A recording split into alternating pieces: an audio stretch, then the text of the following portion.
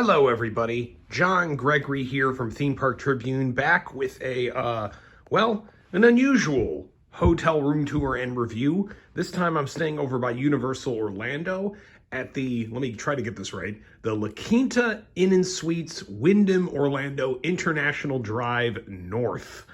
I stayed here for 2 nights in May 2023, paid a pretty whopping only $134 total for the 2 nights. So that's, want to do the math, $67 per night through a Priceline Express deal. One of those deals where you don't know exactly what hotel you're getting. But that cheapness came with some big caveats. So let me take you around the room, give you my thoughts on the hotel and the room. Just to give you some wayfinding as we look outside on this beautiful Orlando morning. This is right across from the 4-Point Sheraton Tower. You can see Dockside Inn Suites over there to the left, and Aventura and Cabana Bay. So you're really close to Universal Orlando at this hotel along the International Drive area. If you know where the Congo mini golf place is, there it is, right there. But I didn't really enjoy my stay, spoiler alert, because of some big caveats around the room. So let me address what this setup is here. If you saw this in the opening shot, you might be wondering, hey John, why the heck are all the pillows on the floor? Well, I had to do this to protect myself from one of the room's flaws, is that this bed, for some reason, has these things, these metal pieces, jutting out.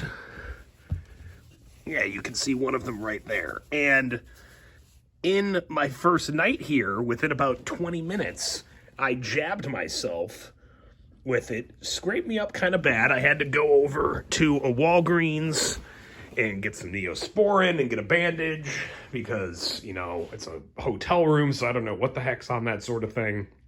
And didn't like that, decided to protect myself. I need to do it even up until the minute I leave because, excuse me, I think as soon as I took those off, I was just worried about them jabbing me yet again, so I just kept those there the entire time. I didn't do it again, but I shouldn't have to do this in the first place. I don't know why this thing is so off-kilter that those are exposed and can jab anyone in the leg. So, yeah. On top of that, these are just 2 pretty uncomfortable double beds. I knew that going in. I've stayed at nicer La Quintas than this, but the beds are never a plus. They're very, you can probably hear that, very springy, very just old feeling. And then what I especially didn't like was these do not have any sort of bed bug cover covering the mattress. So that sort of thing is exposed. That also does not inspire confidence. Check for signs of bed bugs. I do not like when I have to do that in any Florida hotel, but there were none.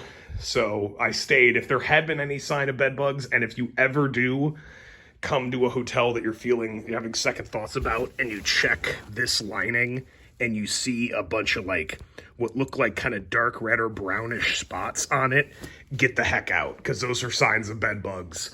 No cheap hotel is worth that. You will pay for it a lot more in the long run if you bring them home. So just get the heck out as soon as you can. So that's the bed situation, having to explain that whole setup. But let's go to the bathroom where there's some more problems. Pretty basic 2-star hotel bathroom. This sink has not been draining super great. You can see that just kind of piling up.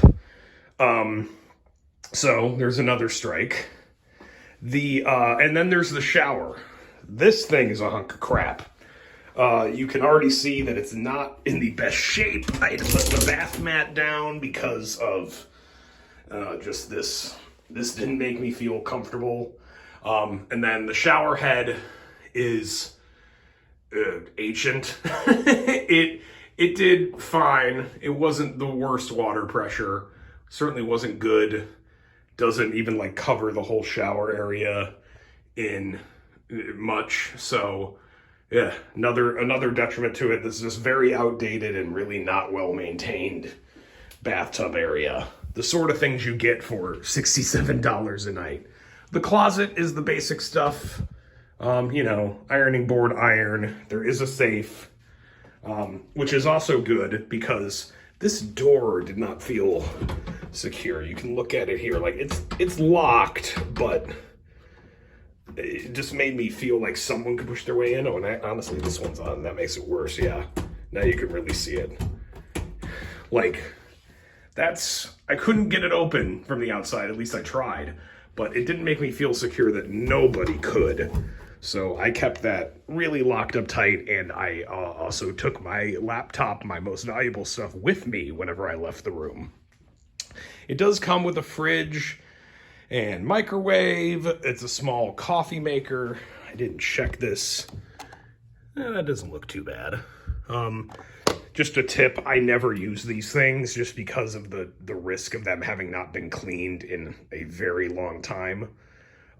So just a pro tip, if you are concerned about the coffee makers in your room, they look this old, just go buy some coffee.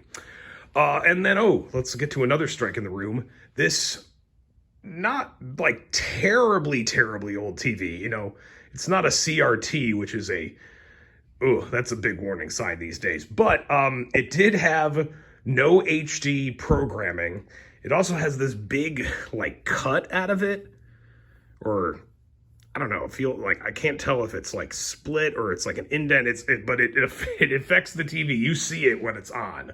And maybe that's because, when you're watching in 480, kind of scratchy 480, that sort of flaw is going to become more apparent. But yeah, yet another downside to this room. Went over the beds. One of my favorite things, there are some USB plugs. They have done the easy way of just having them in the clock radio.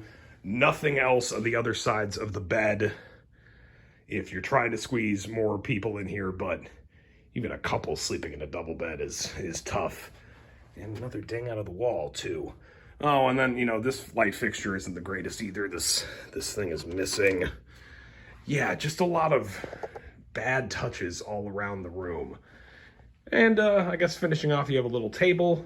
And the AC unit, old. It did the job, though. You got it up. If you pumped it up really high, it eventually got the room really cold. They probably will set it to be pretty high when you're gone. When you're waiting to check in, I came in and it was set around 75 and on a 90-degree day. That ain't gonna cut it.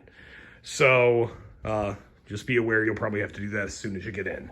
So you may guess that my thoughts on this hotel are not very positive.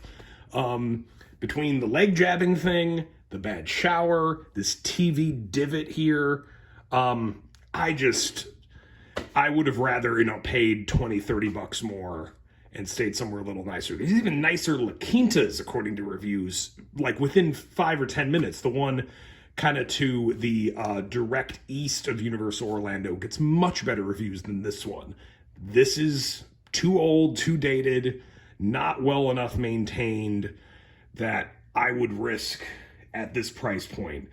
Even another bad side is it's a 2-floor hotel, absolutely no elevator anywhere. You have to take stairs. Not a deal breaker for me, but for a lot of people, that's going to be very inconvenient.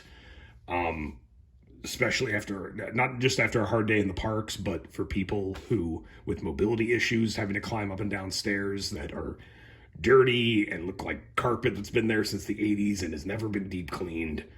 It's just bad all around. Would not recommend this place. Would not stay here again. I know it was a great deal, but you can do better and you'll have a better stay. This was barely adequate. Not even adequate. Let's go back on that. Not adequate, even though I mostly just came here to lay my head down. Stay somewhere else. Don't go this cheap.